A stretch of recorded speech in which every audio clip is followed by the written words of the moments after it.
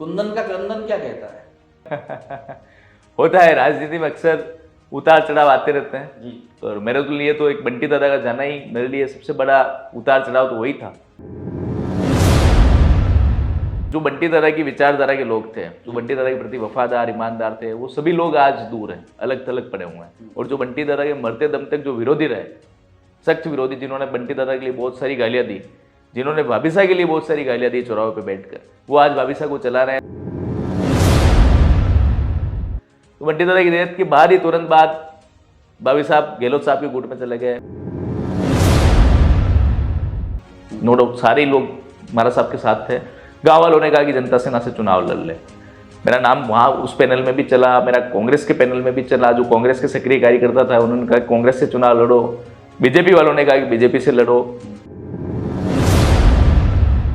Police छोड़ politician बने, परिवार का सहयोग कैसा रहा? परिवार का सहयोग तो आप जानते हैं पुलिस डिपार्टमेंट में किस टाइप का काम रहता है, क्या रहता है। कि ये है कि मेरा खुद का जैसे स्टूडेंट रहा, होटल लाइन से था, तो मुझे ज़्यादा कभी इतने सहयोग लेने की ज़रूरत नहीं पड़ी। पर इच्छा आज भी है कि मैं पुलिस में होता तो ज़्यादा अच्छा था। तो भाभी साहब के लिए भी आप बैठे हुए? बिल्कुल। तो कोई नाराजगी होती तो घर में जाकर पूरी की जा सकती, तो आप कभी गए नहीं क्या उनसे बात करने? चुनाव, वो जब चुनाव लड़े तो चुनाव उनके जीतने तक मैं उनका दत्तक पुत्र था। जी। चुनाव जीतने के 1-2 महीने तक भी दत्तक पुत्र था। फिर धीरे धीरे एक दो तरफा व्यवहार करना, मुझे क्या कहना, दूसरों को क्या कहना, अधिकारियों को मेरे लिए क्या कहना, तो वो चीजें मुझे धीरे धीरे ऐसा लगा कि ये मुझे इग्नोर कर रहे हैं कहीं कहीं। यानी आप चुनाव में मेरे को सामने फ्रंट पे रख रहे हो, जहां लड़ाई झगड़े करने वहां मुझे फ्रंट पे रख रहे हो, हर जगह ले जाके मुझे लड़ा रहे हो, हर जगह गांव में मीटिंग में जाना मुझे लेके जा रहे हो। क्या आज भी अपना भाभी सा है?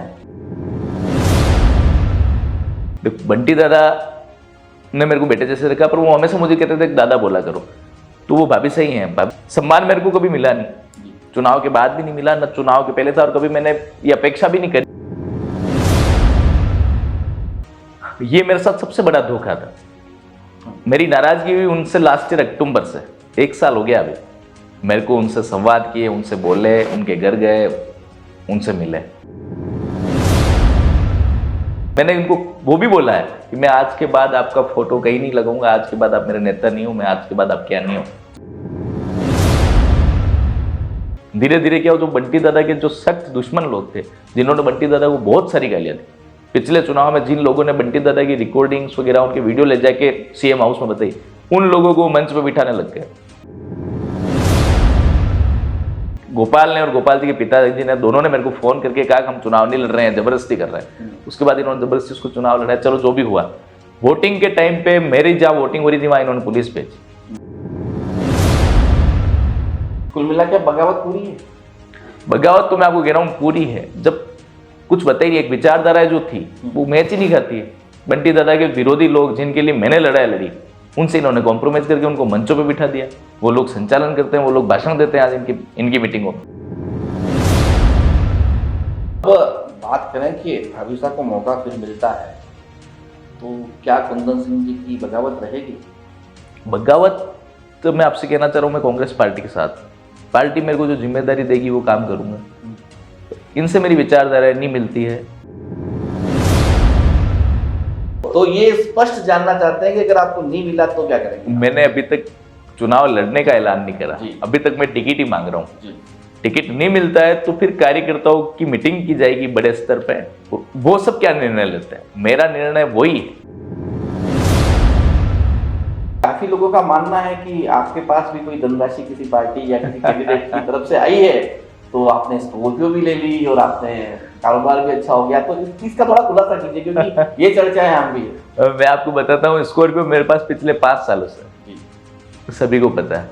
और पिताजी थानेदार से रिटायर्ड हुए हैं।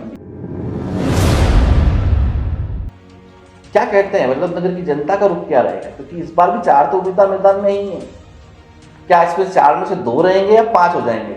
मैं आपको ये बता रहा हूँ कि हो सकता है 2 ही रहे, हो सकता है 5 भी हो सकता है, और हो सकता है 3 भी लड़े, हो सकता है 4 लड़े। मेरे को लगता है कि कम से कम 5 लोग तो चुनाव लड़ेंगे, और या फिर 3 ही लड़ेंगे। अच्छा। और वल्लभ नगर की जनता है वहाँ विकास को वोट नहीं देता है, वो व्यक्ति विशेष को देखते हैं। चुनाव के दिनों में दुश्मनों को भी दोस्त बना लिया जाता है। अगर आपके पास न्योता आता है फिर से तो क्या करेंगे आप?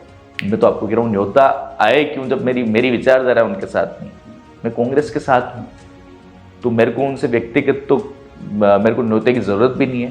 मैं कांग्रेस पार्टी के साथ हूँ और आया तो मैं आपको कह रहा हूँ ना, मैं तो यूँ चाहता हूँ कि टिकट चेंज हो। सहानुभूति एक बार ही मिलती, कोई भी हुआ। भिंडरमाला साहब को भी एक बार सहानुभूति मिली, उदयलाल जी को भी पिछली बार सहानुभूति मिली, और भाभी साहब को भी सहानुभूति मिली। और बंटी दादा को 2008 के चुनाव में गुलाब सिंह जी दाता स्वर्गवास हो गए थे, तब बंटी दादा को सहानुभूति अगर कोई आदमी में चाहे कि नहीं मुझे बार बार मिला है, तो सहानुभूति बार बार नहीं मिलती।